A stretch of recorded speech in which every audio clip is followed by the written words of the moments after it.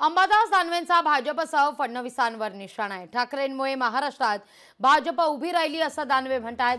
भाजपला खेड्यापाड्यात कोणी विचारत सुद्धा नव्हतं असं देखील दानवेंचं म्हणणं आहे। ठाकरे पितापुत्रांमुळे महाराष्ट्रात भाजपचे सीएम झाले याची देखील आठवण दानवेंनी करून दिलेली आहे।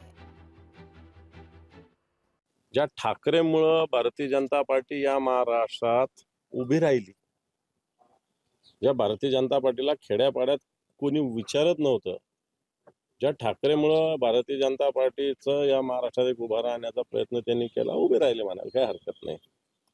त्याच ठाकरे पुत्रांच्या बळावर हे मुख्यमंत्री राहिले 5 वर्ष आणि त्याच ठाकरे पिता पुत्रावर अशा प्रकारचं कटकार असताना मला असं वाटतं जे आपल्या मराठ्यांच्या इतिहासात होतं ना, आनाजी पंतांचं वगैरे, तसं मला वाटतं लोक बोलतात ते चुकीचं बोलत नाही।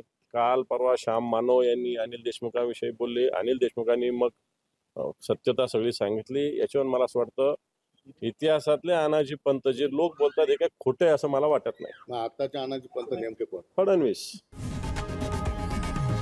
लोकशाही मराठी ऐका, पहा, जागरूक रहा।